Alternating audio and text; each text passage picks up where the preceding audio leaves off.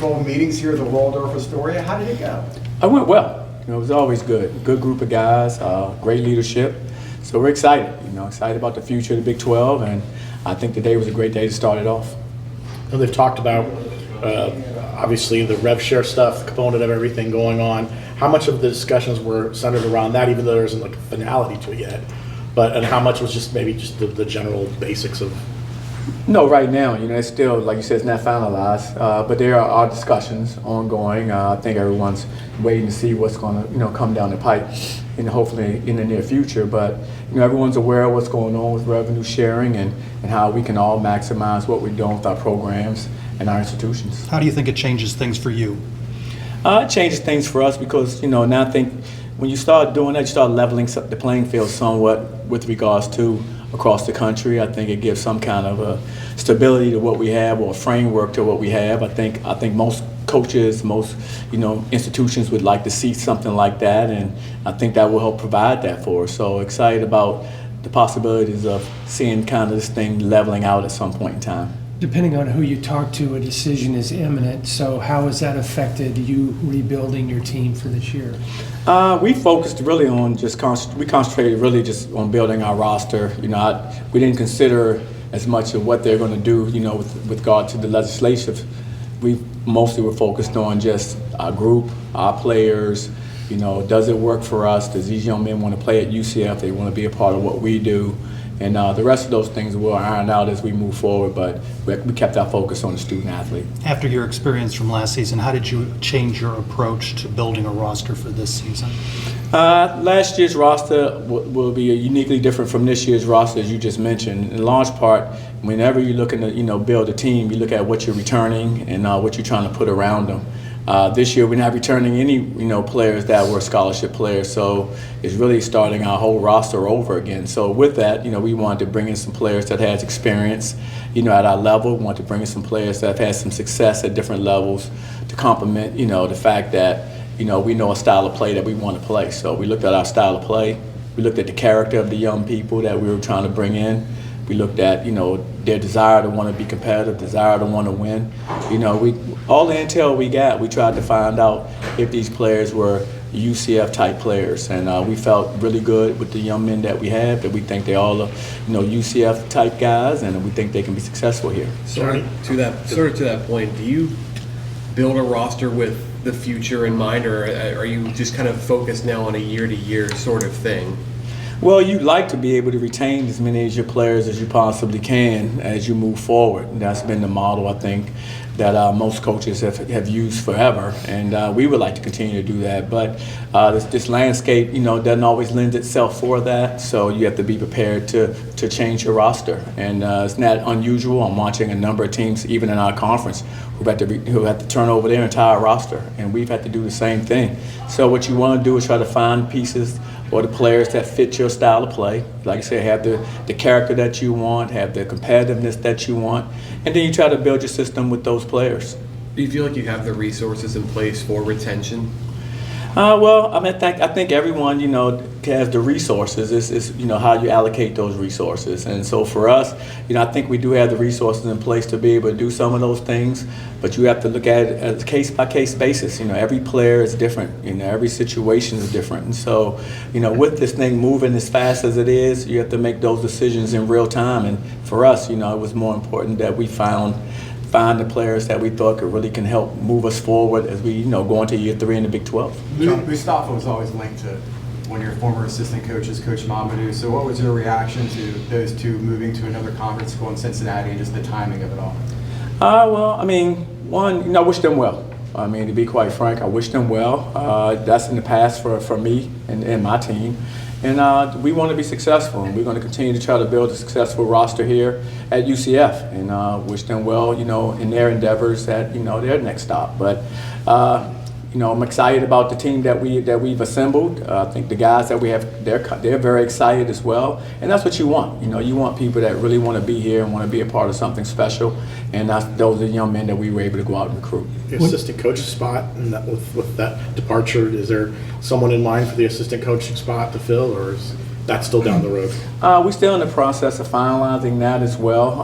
Of course, we have some ideas, but that's something that should be, happening in the near future for us. And we're very excited. I think it's, as you'll see, it'll be kind of go along with the trends of the last probably month or so, and you'll understand what I mean when you see it happen. But it's that's exciting also. Everybody that we bring here is going to be somebody to help enhance our program, can help make us better at UCF, going to be great with our student athletes, and that's what it's about. Chris Walsh recently announced that he's joining your staff as special assistant to the head coach. Tell us about Chris and what he brings to your program. Chris brings experience. Been in our game for a long time. He knows his business. I think he'll be very good with us. He has a passion for this game. I think that's something that's been noted. And so I'm looking forward to working with him. I think he's somebody that will bring, value to what we do in that role that we have him in. And so I'm looking forward to getting started with him as well. There's a lot of You've been coaching a long time. Your counterparts in the Big 12 have been coaching a long time. When you guys get in a room, is there still some, hey, let me pick your brain moments, or other than business at hand, what else, what other conversations do you guys have?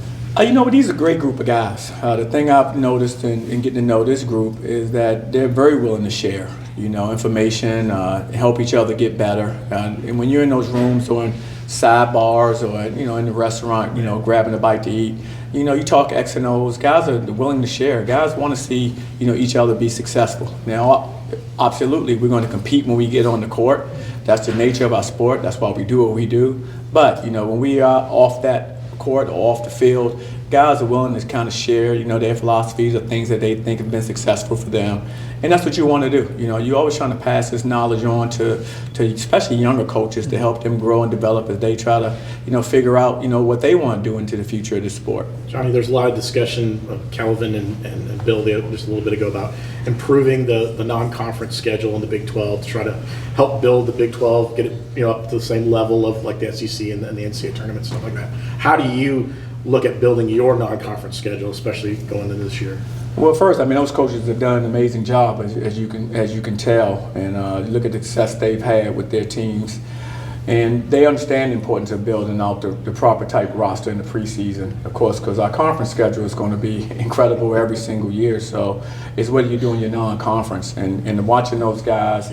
And I think what we've done, you look at our preseason schedule over the years, we've always played a very competitive schedule, and that's by design. We want to play these teams. I think it prepares us for conference play. It puts us in the conversation for postseason every year because of that ability to do that. And that's what we're continuing to try to do, try to play a very competitive roster, try to make sure we're playing teams that we know as we continue to move forward through the season will only help that really continue to enhance our resume. On that note, how is that non-conference schedule coming together? Who's on it? It's coming together. Our operations guy, as well as our deputy athletic director, they oversee our scheduling to make sure that we're scheduling the proper way, make sure it's competitive, make sure we have the right teams on our roster to give us the best chance to be successful as the season goes on. So Texas A&M, though, is that on the schedule? That's a return trip? Yes, It is. Yes, it is. We know. We're happy that continues even with a new coach, because then you got some, you have some wiggle room there. But both teams, want to continue that series, and so home and home, we want to continue that. So we'll go there and play them, at Texas A&M this upcoming season. Be a great game against an SEC opponent. So we're excited about it. Are there tournaments or any other maybe Power 4 type programs that might be on that schedule? Yeah, we definitely will have some other Power 4 teams that we're going to compete against as the season progresses. It's just a function of just kind of iron it all out, make sure it gets all laid out schedule-wise, dates. All these things have to be kind of coordinated, but we're going to always play a competitive schedule, as you know. How satisfied are you with your roster? Are there still some pieces, some things that you still need?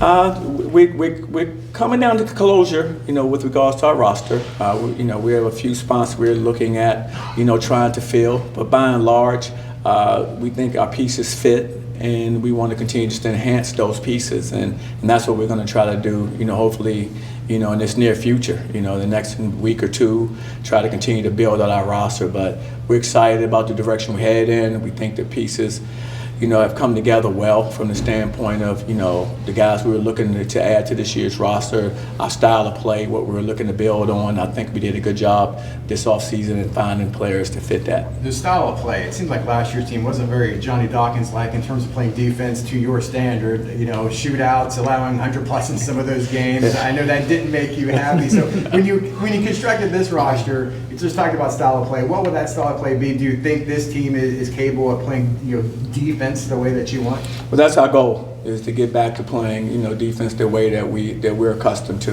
This was the first year in a long time in my coaching career that we didn't guard to the level that I thought, we should be able to. And so we wanted to get back to that. So we were back and made sure in doing our homework and make sure we found guys that we thought you could fill that bill.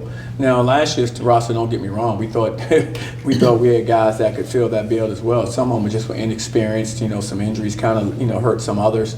And so we had some guys in some different roles that made it more challenging. But that's part of our sport. So we're excited about this year's, team, the ability to defend, the ability to rebound the basketball, things that we kind of build our foundation off of. Coach Sampson just spoke about how important it was to be aligned with your athletic director and your athletic department, your university. How would you describe your relationship with Terry Mahajer and that alignment between men's basketball and athletics? A good relationship with Terry. I mean, he's been really good to us. He's given us the things that we need to be successful, and that's very, very important for any athletic director. I think Coach Sampson said it right. I think he's given us an opportunity to achieve what we can achieve.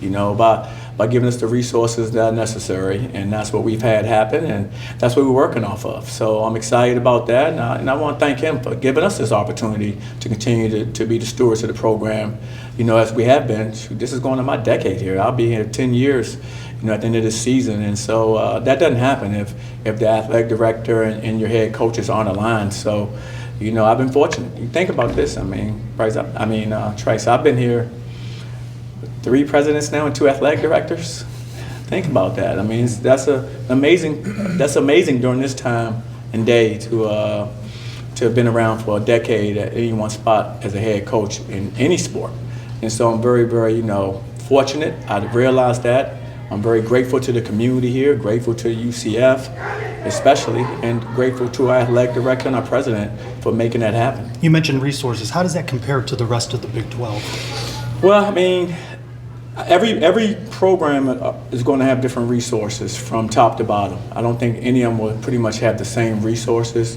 So I think you have to, make the most of what you have. And, some people may have more monetarily, but some people may have more in climate or better, facilities or better, community. So it depends on where you are, but there are assets everywhere. We have great assets here. We have great things to build off here, and I think sometimes it gets overlooked because I think a lot of times, a lot of the conversation revolves around, just straight, money that's been, allotted one way or another, and that's a part of our game, no question about it. And we have money here at UCF too. We're not a place that doesn't have money, but I think we have more than that. We have so many other things to offer student athletes, and I think that's why we've been so attractive to a lot of young people that want to be here. Are players talking to you about other things besides money, though? Yes, they do. Okay. I'm be candid. Yes, they do talk to me about things than money, and if you look at it, money doesn't make all the decisions for these kids. People like to think that it does or say that it makes the final decisions, but it doesn't, because if you just look at our rosters that we've been able to assemble over the years, and you can go year by year and look at some of the players, and if we're talking competitive, market and dollars, maybe someone may have offered them more, but they still can't even play for us. And that happens all the time for us. So all these young people are making decisions solely on who's paying them the most money. They couldn't do that. A lot of these kids, they have their careers at hand, and they have an opportunity to do something special in this game, and they want to know who's coaching them, who's working with them on a daily basis, and obviously, what's your NIL number is going to be. But you don't have to. Every place that you see these young men, every number, they didn't go to the highest place. That's not really happening as much as people may think it is. Johnny, you talked about. You had a tremendous run in the Crown, but I'm sure you rather would have been in the NCAA tournament. So after going through this league the first 2 years, what in your opinion needs to happen for you to get over the hump to make the NCAA tournament? Well, we have to continue to keep building on, our strengths. And our strengths was defense and rebounding. We didn't do it as well in conference play, and that hurt us. So we have to make sure that we're more consistent in that area when we're in conference play. We have to have a really good, strong, non-conference schedule. We have to play really, really well in non-conference to build momentum for a conference. And then we have to hopefully, stay healthy, stay healthy so that we can put our best foot forward when we're going through conference play. Because, if you go in there, undermanned when you're in conference play, nobody's feeling sorry for you. They're going to try to beat you up as much as they can. And so we have to make sure that we have that approach. The best ability for every player is availability. And so the ability to be able to be out there on the floor just makes you a better team and makes us better coaches. Johnny, you just talked about being here a decade.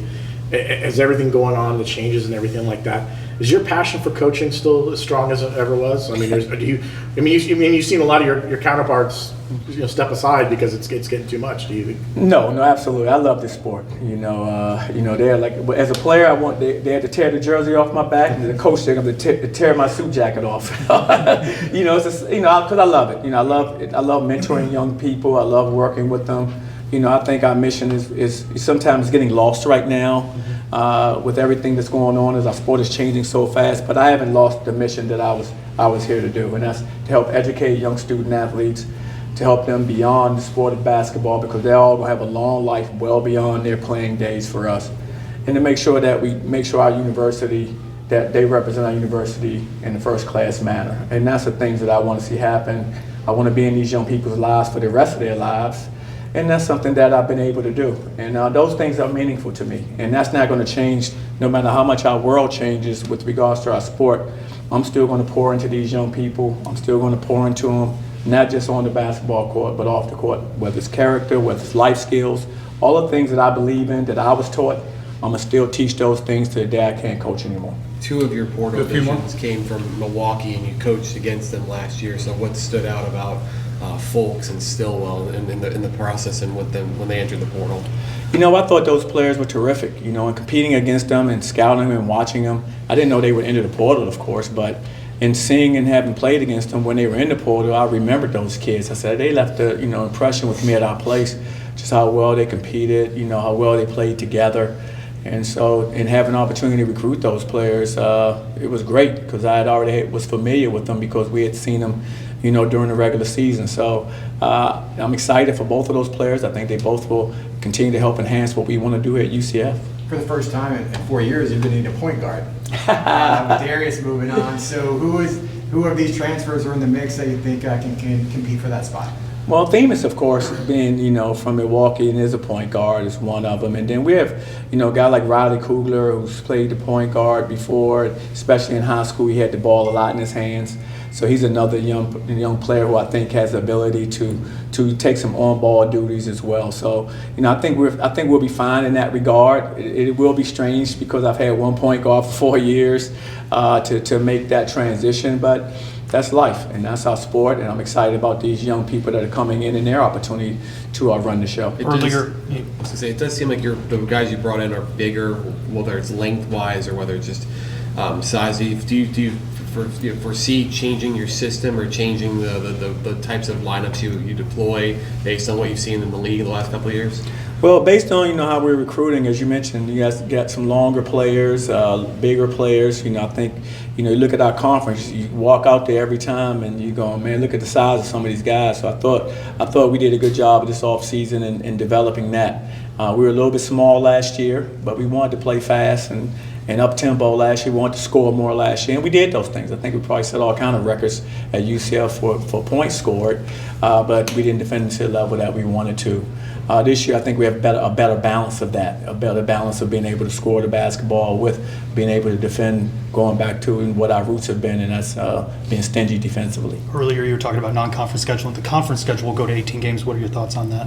I'm looking forward to going to 18 games. I thought last year, starting after the new year, and not having any bye week and playing the grueling schedule in the Big 12 the way we played, I think we just beat each other up, just night in, night out, and that's tough to do. And I haven't been to a number of different conferences, and I've seen a lot. That was the first time I experienced 20 games after the new year, nonstop. You're just battling the entire way through.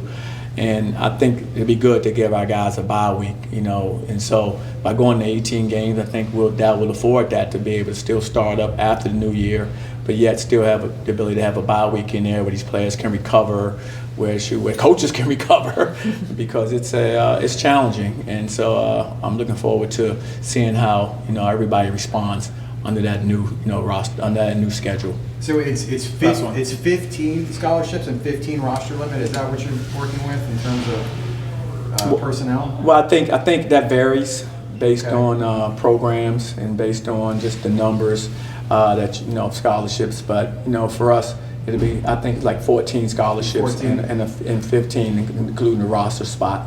So that'll be 15 total. I think 14 scholarships is what we would end up having. So are you about finished with constructing a roster, or is there a spot or two open? Or? No, we're still in the process of finalizing our roster. We're getting there, as you know, it's a process. But we like the direction we're headed in, and we need to just keep pushing forward until we get it completed. But that's exciting. And like I said, the main thing is, like always, you want the pieces to fit.